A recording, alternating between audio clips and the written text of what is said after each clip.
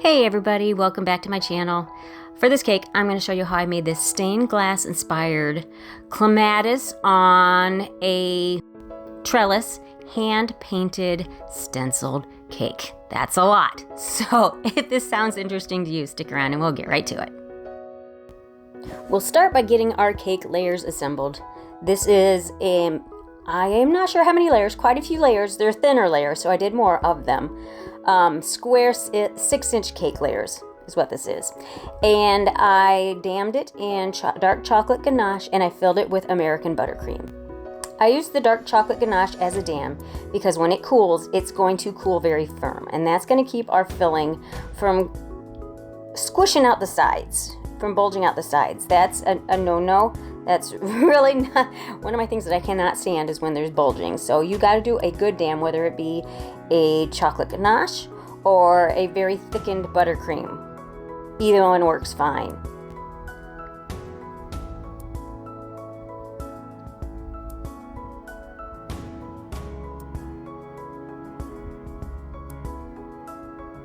Make sure you get all these layers lined up as best as you can. And I went ahead and used my ganache to do the crumb coat for the same reasons as using it for the dam, because I wanted it to make sure that the cake stays in a good square shape here. Now you can use square ceramic discs if you prefer to get the sharp corners and to get everything all level and nice, or you can actually cut down 2 cardboard cake boards the same size and put one on top and one on the bottom and use that as well if you don't want to purchase the the plexiglass discs. I will try to remember to add a link to where you can purchase those on Amazon if you want to get them.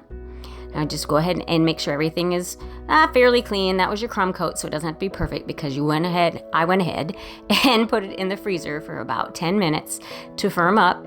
And then I'm going in with a second coating of the ganache for 2 reasons.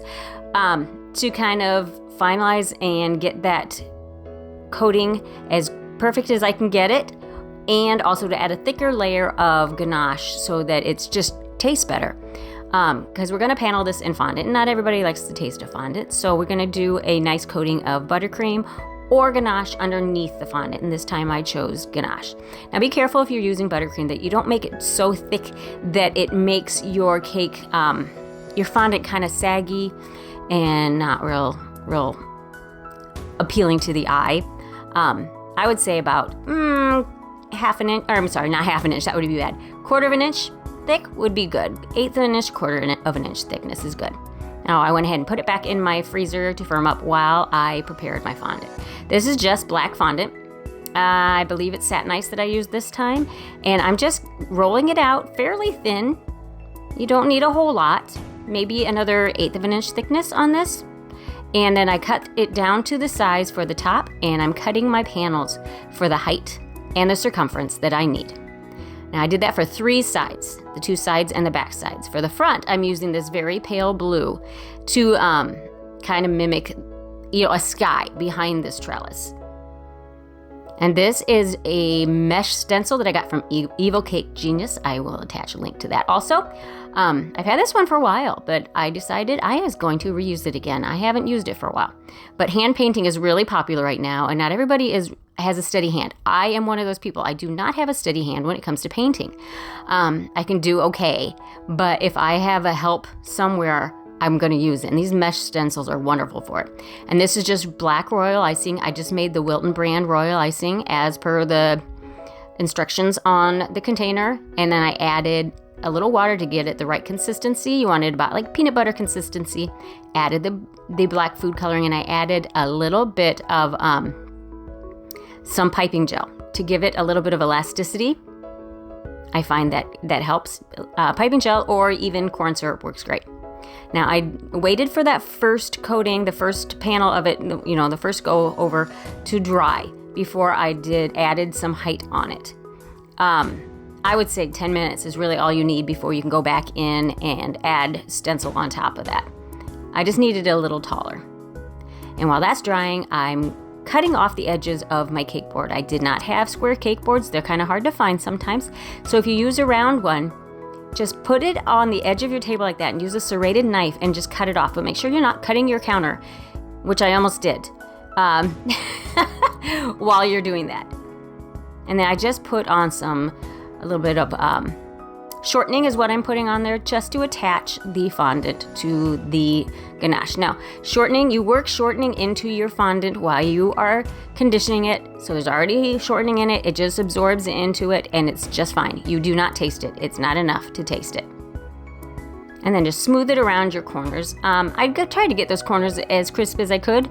The ganache helps with that also. It dries or cools much more from than buttercream does, and it's a little bit more stable. If you work on it while it's still cold, putting that fondant on there, it's gonna hold its shape, and that helps to get those sharp corners. I'm just cutting down this front panel down to size. I know I had to cut off a bunch of the pretty design, but that's okay, because I knew I was gonna add some flowers that were going to continue the clematis look up through the top of the cake there. And since I knew I had some silk flowers on the side, you can't see them, but I was trying to color match as close as I could. I used a few different colors of, that's just your gel food coloring added with, well, I added some Everclear to it to get it a painting consistency, and I just added different colors of green and a little bit of black to get it the depth that I needed to get it to match the leaves on these silk flowers more. Now, I say this all the time, and I just want to reiterate it again. Yes, I prefer to use sugar flowers or fresh, but for money constraints, because, you know, flowers aren't cheap, and these are not for sale, and time constraints because of well, it's a part-time job, but it's Wednesday through Saturday. I have very little time to actually do these cakes. So most of my time goes towards the decorating of the cakes. Excuse my hand there, I didn't edit that out. Versus making the sugar flowers as much as I would like to. So, I mean, you do what you can, right? And I am layering up the paint also. I wanted to mention that. I did multiple layers just to add some depth and a little bit more realness to these flowers and the leaves. You could do one coat if you want, but I found 2 to 3 coats was preferable. And you don't have to wait long to do your second coats. By the time you get it all painted, you can go back over where you started. And I wanted, like those leaves, I wanted them to have different shades of green, so I didn't go over all of them twice. And I'm just rolled out some fondant, and I'm using my fondant cutter, my strip cutter, just to do a little fine, it was about a 1/2 inch thick strip of fondant to kind of edge out the stained glass so that you have a cleaner edge, just to kind of neaten it up. And I attached those with a little bit of shortening.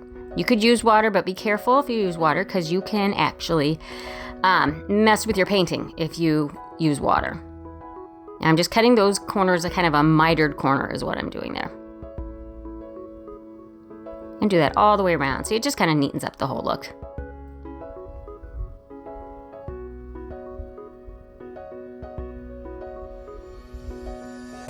I'm just brushing a little thin layer of shortening everywhere but on the stencil because I found that actually kind of messed with the paint also. So I just used some shortening. You could use a steamer if you want to kind of get that cornstarch off of that black fondant. And then I used a straw into the inside of the cake and I put a little bit of fondant, a rolled up log of fondant inside the straw because I was having a hard time arranging these flowers. They wanted to kind of move around and twist around, and that was really irritating me. So I put a little piece of fondant in there to hold them in place. And just arrange them kind of where you want them. I wanted it to be more abstract and just kind of not like your basic swag. I wanted it to look more natural. And I had these butterflies I added too. You don't have to do that, but I thought it would add a little bit of character to it. And I just wrapped a little bit of floral wire around that wire, or floral tape around that wire, just to make it a little bit more food safe. And just kind of put those in where you want. I kind of used the flowers to prop them into place because they wanted to spin. So there you have it, my hand-painted, stenciled, clematis, stained glass inspired cake. I hope you like what you saw. I hope you give it a go. And if you do, please tag me in any post you make on Instagram. I would love to see your work. So thank you guys so much for taking the time to watch my video. And if you'd like to watch some other videos, go ahead and click on the link to one of these other videos shown here. And if you would like to Check out my other social media. I am on Facebook and Instagram under the same name, Sophisticakes by Mary. And please take the time to share, like, subscribe, and hit the notification bell so that you know when I upload another video. Thank you so much, and we'll catch you on the next tutorial.